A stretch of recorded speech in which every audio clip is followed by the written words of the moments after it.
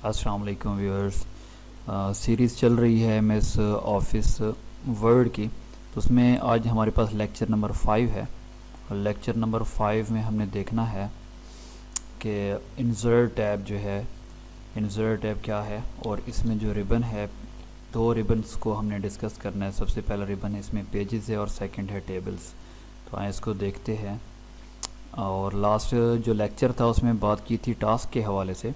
तो अगर आपको टास्क सॉफ्ट फॉर्म में चाहिए हों तो वो मिल सकते हैं, या तो फिर वो व्हाट्सएप के थ्रू लें या फिर ईमेल एड्रेस अगर मेरा मौजूद है उस पर कांटेक्ट कीजिए, आपको वो टास्क इंशाल्लाह मिल जाएंगे। तो एमएस वर्ड को ओपन करते हैं। Insert tab, insert tab, insert का मतलब क्या होता है? इंसर्ट करना, दाखिल करना। ये जो वर्किंग एरिया नज़र आ रहा है इसमें कोई भी चीज़ हमने लेकर आनी है तो इंसर्ट टैब के थ्रू हम इसमें दाखिल कर सकते हैं। सबसे पहला जो रिबन है वो है पेजेस का। पेजेस में 3 फीचर हैं। सबसे पहला cover page, second blank page और थर्ड होता है पेज ब्रेक। तो कवर पेज जो है ये क्या होता है? अगर कोई भी नोट्स देखें, कोई भी बुक देखें तो उसका एक पेज बाहर को होता है जिस पर लिखा होता है कि किसी नोटबुक का नाम लिखा हुआ होता है, जो टाइटल दिया हुआ होता है या नोट्स वगैरह के बारे में डिटेल दी हुई होती हैं। तो सबसे पहला जो पेज होता है वो कवर पेज कहलाता है या फिर उसको टाइटल पेज कहते हैं। तो कवर पेज के साथ एक एरो है, इस पर क्लिक करें तो आपको बने बनाए कवर पेजेस नज़र आएंगे। अगर हम 10-15 पेजेस लिख लेते हैं और बाद में याद आता है कि हमने कवर पेज बनाना था, तब भी अगर हम क्लिक करेंगे तो ऑटोमेटिकली सबसे पहला पेज जो है वो कवर पेज का ऑटोमेटिकली आ जाएगा। तो ये हमारे पास एक कवर पेज आ चुका है जिस पर आपको एक पिक्चर नज़र आ रही होगी और साथ में ये शेप्स नज़र आ रही हैं। अगर पिक्चर पे क्लिक करें या फिर शेप्स पे क्लिक करें तो ऊपर हमें एक टैब नया ओपन हुआ है, जो कि साइड पे क्लिक करने से ये जो टैब है वो ख़त्म हो जाएगा, क्योंकि ये सिर्फ इस्तेमाल होगा पिक्चर के लिए या फिर शेप्स के लिए। तो शेप को अगर हम रोटेट कराना चाहते हैं, यहाँ से रोटेट करा सकते हैं। लेफ़्ट या राइट साइड पर मूव कराना हो करा सकते हैं। फॉर्मेट में जाकर इसका कलर चेंज करना हो तो कलर भी चेंज किया जा सकता है इस तरह से। तो ये सारे फीचर्स जो है वो फॉर्मेट टैब में मौजूद हैं और ये इस्तेमाल हो सकती है शेप्स में। अगर हम चाहते हैं ये शेप्स हैं इसके अंदर कुछ लिखना चाहते हैं तो लिख भी सकते हैं, जैसे ये लिखा हुआ हमें नज़र आ रहा है। इसका थोड़ा साइज़ कम कर देते हैं ये और क्लिक कर देते हैं तो क्या आ जाता है, यहाँ लिखा हुआ 2020 लिखा हुआ आ गया।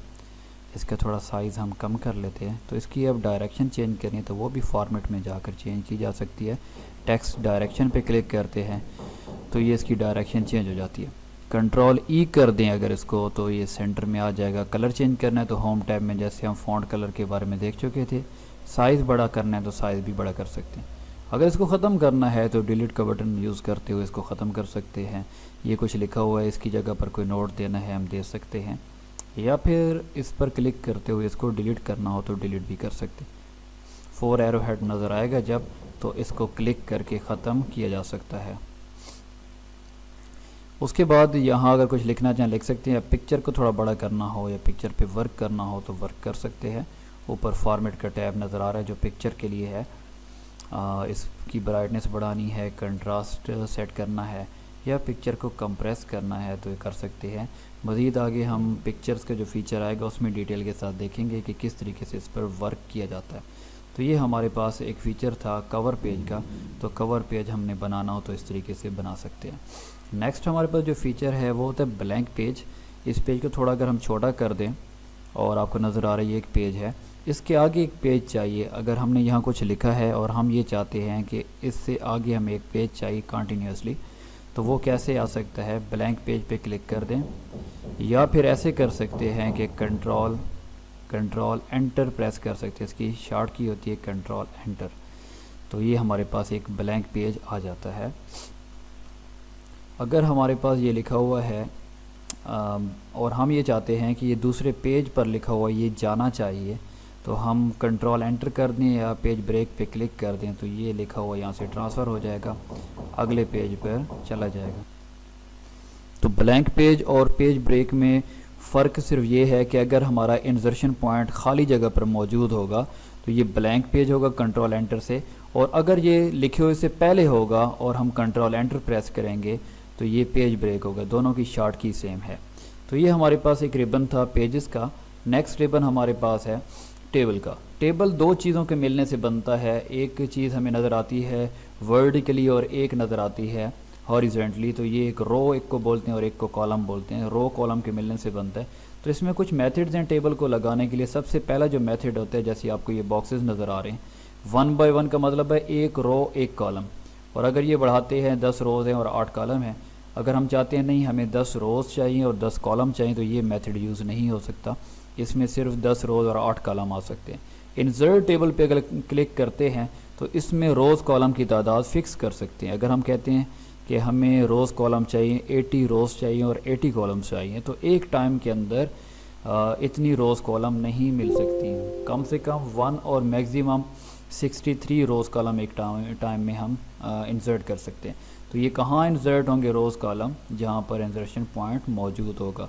बाद में 4 एरो हेड नज़र आते हैं, उसकी मदद से टेबल को इधर उधर मूव कराया जा सकता है, लेकिन ये वही टेबल बनेगी जहाँ इंसर्शन पॉइंट मौजूद होगा।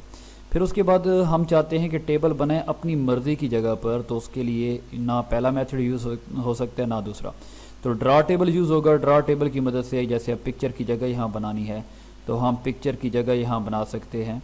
CV के लिए जैसे ज़रूरत होती है, या CNIC के लिए हमने कोई जगह बनानी है यहाँ, जैसे एडमिशन फॉर्म के अंदर, तो यहाँ हम अपनी मर्ज़ी से ये बॉक्सेस वगैरह इस तरह से बनाना चाहें तो ये बॉक्सेस बना सकते हैं।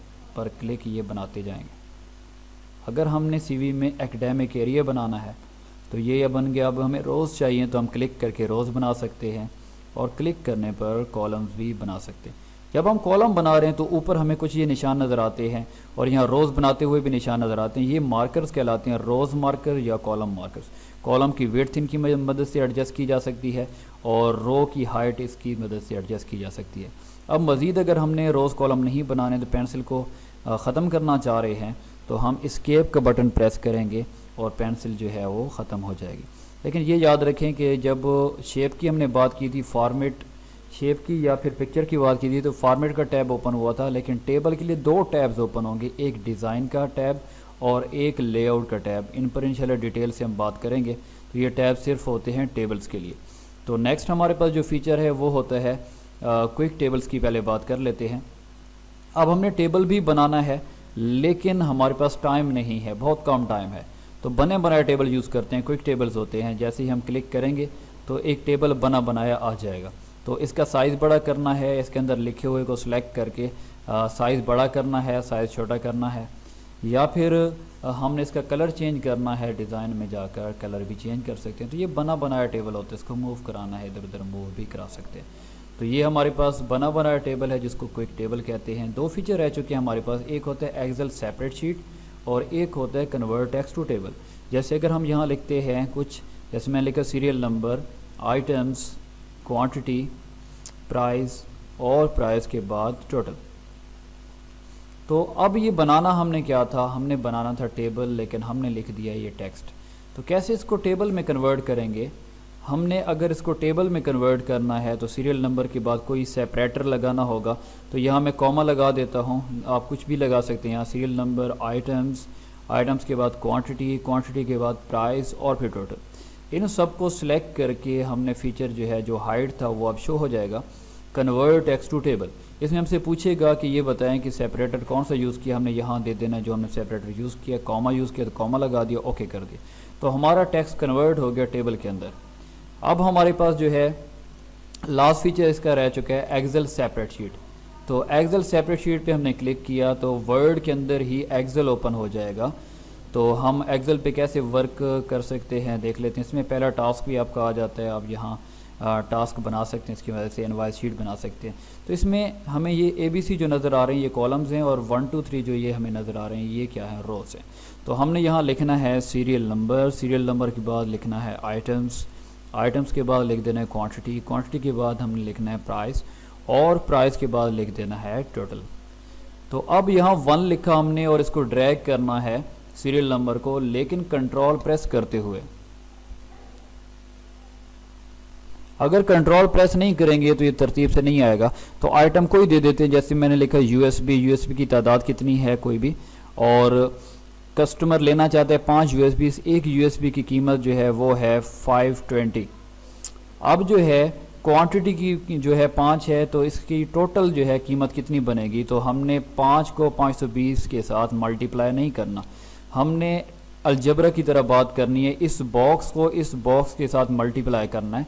तो इज इक्वल टू, इस बॉक्स का नाम क्या है, डी कॉलम है और 2 रो है, क्लिक कर दें या D2 लिख दें, शिफ्ट 8 प्रेस करेंगे स्टैरिक के लिए, और इधर के लिए C2 है या फिर इस पर क्लिक कर दें, C2 आ गया, एंटर कर दिया।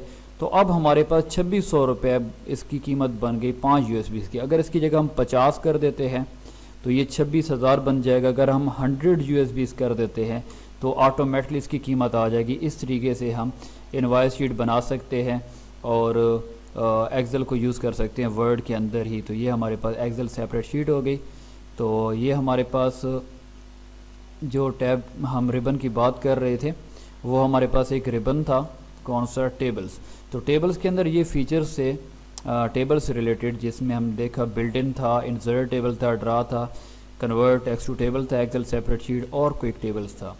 तो उम्मीद करता हूँ आप लोगों को समझ आई होगी। अगर कोई क्वेश्चन हो तो आप कमेंट भी कर सकते हैं, और नीचे लिंक्स दिए गए हैं प्रीवियस लेक्चर्स के भी, उनको भी आप देख सकते हैं।